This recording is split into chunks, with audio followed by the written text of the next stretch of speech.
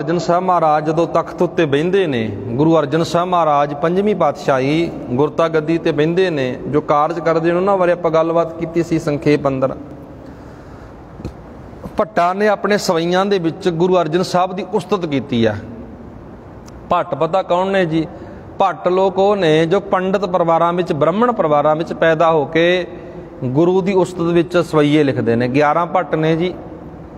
गुरु ग्रंथ साहब के अंदर 11 भट्टां की बाणी है, ब्राह्मण परिवार नाल संबंधित ने, जो लिखिया करते सी, भट्ट बईयां लिखिया करते सी, उन्होंने भट्ट कहा जाता सी। गुरु की उस्तत विच उन्होंने सवैये लिखे ने। आपां अखीर दे विच जिहड़े पढ़दे हां, इत्थे एक शब्द वरत्या गुरु अर्जन प्रतख हर। भट्टा ने भी कहा गुरु अर्जन रब है, रब रूप गुरु अर्जन है। भट्ट साहब कहते ने, जदों असीं इतिहास नूं पढ़दे विचारदे हां, गुरियाई देण मंगरों गुरु रामदास महाराज, गुरु रामदास महाराज गुरु अर्जन साहब महाराज के पिता जी ने गोइंदवाल साहब की धरती ते आ गए। जदों महाराज गोइंदवाल साहब की धरती ते आउंदे ने ना, उदों गुरु अर्जन साहब नूं भी नाल ले आए। कुछ दिनां मंगरों इत्थे महाराज कुछ दिन ठहरदे ने, कुछ दिन बतीत हुंदे ने। धन धन गुरु रामदास महाराज का ज्योतिओ समा जिहड़ा नेड़े आ गया। पातशाह जी 1 सितंबर दा जिहड़ा इत्थे सितंबर का महीना लिखिया 1581 दे विच सतगुरु धन धन गुरु रामदास महाराज गोइंदवाल साहब की धरती ते ज्योति जुत समाउंदे ने।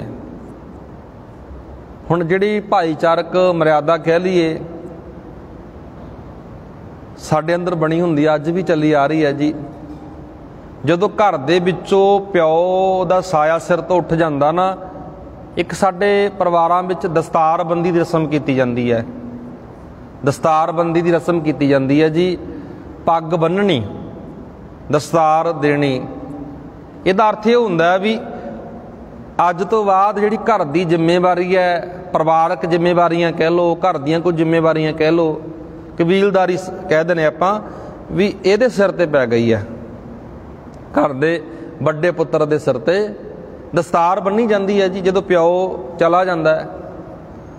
इस तरह जदों गुरु रामदास महाराज संसार तो प्याना करते हैं, दस्तारबंदी की रस्म जिहड़ा 10वें दिन मर्यादा 10वें दिन भोग पाया जाता है। मर्यादा विच भी गल अंकित है जी, सिख रहत मर्यादा अंदर। जदों असीं इस इतिहास नूं पढ़ांगे विचारांगे फिर सानूं सब कुछ समझ आवेगी। 10वें दिन जदों इकट्ठ होया, शरीके भाईचारे नूं पता लग्या, गुरु के सिखां नूं पता लग्या भी साडे चौथी पातशाही अकाल चरण कर गए ने। गोइंदवाल साहब की धरती ते बहुत इकट्ठ होया।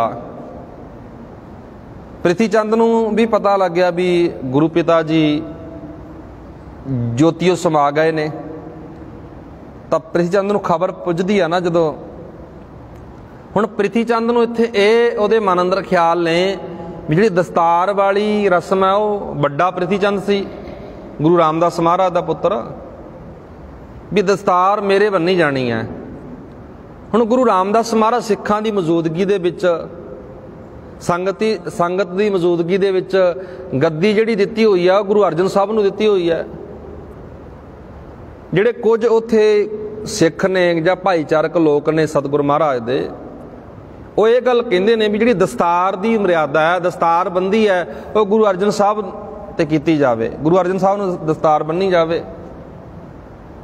पर इधरों प्रिथी चंद कहंदा बड़ा पुत्र मैं हाँ, दस्तार मेरे बन्नी जावे। वैसे तो वड्डे दे बन्नी जाती है, पर क्योंकि गुणां दे कारण, उच्चे सुच्चे जीवन के कारण, विचार के कारण गुरता गद्दी ते पता कौन बहिंदे ने? गुरु रामदास महाराज के छोटे पुत्र गुरु अर्जन साहब महाराज जी, सब तो छोटे पुत्र, जिन्हां नूं दोहता बाणी का बोहिता करके लिखिया, वो गुरता गद्दी ते बहिंदे ने। जे महाराज गुरु रामदास महाराज ने एक बहुत बड़ी जिम्मेवारी गुरु अर्जन साहब महाराज नूं दित्ती है, तो दस्तार वाली रस्म भी उन्हां दी होनी सी। इकट्ठ हो गया, इधरों प्रिथी चंद भी आया।